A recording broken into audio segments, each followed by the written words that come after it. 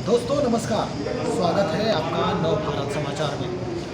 पुरानी कहावत है एक संस्कृत में कि पुस्तकी भवति पंडिता, यानी जिस व्यक्ति के पास पुस्तकें हों, पुस्तक रखता हो, पुस्तकों से सरोकार रखता हो, उसमें वो दिलचस्पी रखता हो, वो निश्चित तौर पे पंडित होगा। पंडित कहने का मतलब विद्वान होगा, ज्ञान की पराकाष्ठा उसमें बढ़ती जाएगी। दरअसल आधुनिक युग में खास करके हम जिस सदी में जी रहे हैं, पुस्तकों से हमारा प्रेम घटता जा रहा है।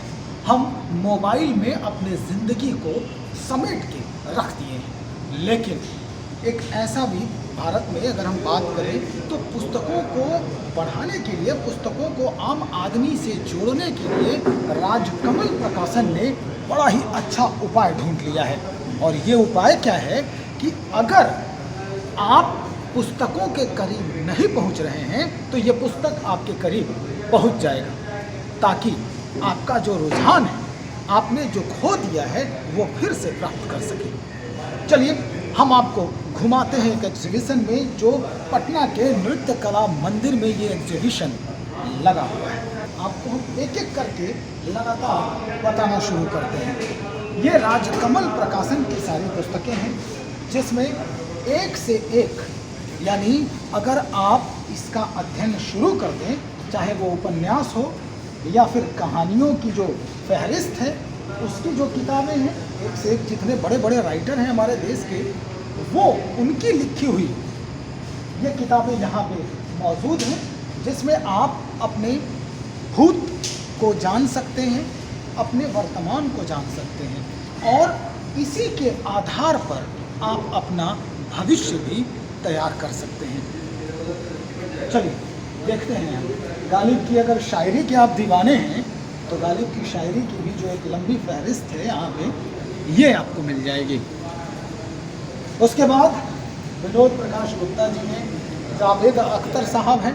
ये शायरी का जो सिलसिला है, ये पूरा यहाँ पे पड़ा हुआ है।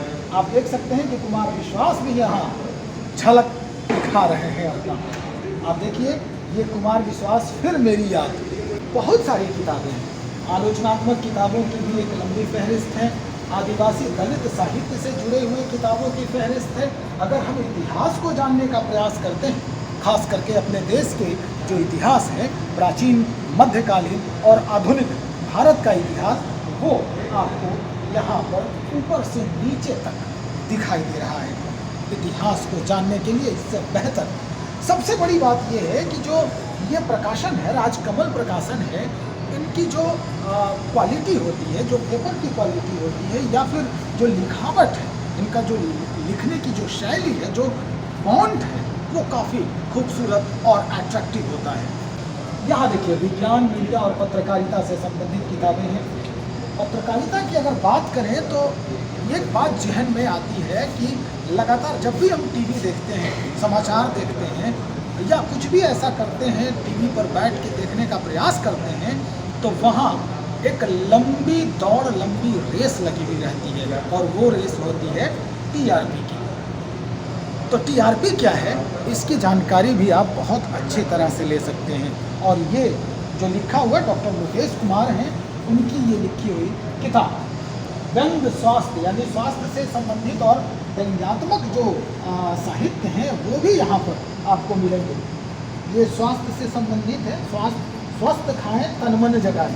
हम प्रचार देखते थे टीवी में, वो उसमें एक स्लोगन आता था, पंच लाइन आता था, स्वस्थ खाएं, तन मन जगाएं। देख लीजिए, डॉक्टर यतीश अग्रवाल और रेखा अग्रवाल ने मिलकर उसी हेडिंग को दे डाला है। यहाँ पे कौन कौन सी ऐसी किताबें हैं जो अभी ट्रेंड में हैं। ट्रेंड कहने का मतलब जो पुरस्कृत हो चुके हैं और लोगों के ज़ुबान पर है, लोगों के जहन में। एक ऐसी किताब है रेत समाधि, गीतांजलि श्री का, और ये किताब हाल फिलहाल में ही इन्हें इस किताब को बुकर पुरस्कार से नवाजा गया है। हम इसके बारे में अगर विशेष जानकारी चाहते हैं तो हमें इसे पढ़ना होगा कि ये रेत समाधि आखिर है क्या। यहाँ के जो ऑनर हैं, जिन्होंने ये पूरा एग्जीबिशन लगाया है हमारे लिए, और हम हमारे जो विचार हैं उसमें बढ़ोतरी करने के लिए हम इन्हीं से बात करते हैं। दरअसल पूरा जो आपके अंदर ये जो चल रहा है कि इस तरह से एग्जीबिशन लगा कि हम आम लोगों को भी किताबों के नज़दीक रहें, उनके जो समाज है उसको हम बदलने का प्रयास करें। क्या लगता है? हमारा ये प्रयास है, जैसे अभी आजकल आप देखते हैं कि हर कोई ये चाहता है कि उसके पास उसको बैठे बैठे सर्विस मिल जाए या वो ऑनलाइन ऑर्डर करे, घर पे डिलीवरी हो जाए।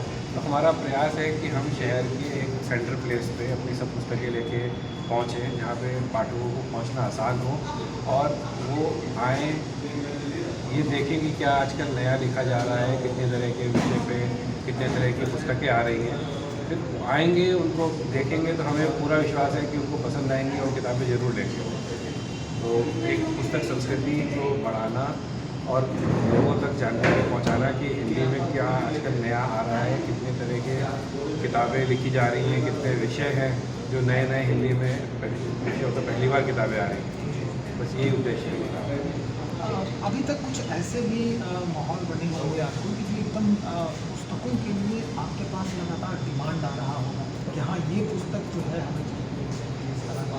हाँ, ऐसा आता है। मतलब आप ने नाम अनुराधा बेनीवाल जी का सुना होगा, जो एक हरियाणा के छोटे गांव से आती हैं और किस तरह से संघर्ष करते हुए उन्होंने एक चेस सीखा। आज वो लंदन में चेस के क्लब चलाती हैं और उन्हीं की पहली पुस्तक हमारे यहाँ से आज़ादी मेरा ब्रांड करके आई, जो हिंदी में एक बेस्टसेलर में आई, और उनकी हाल ही में एक नई पुस्तक आई है, लोग जो मुझ में रह गए।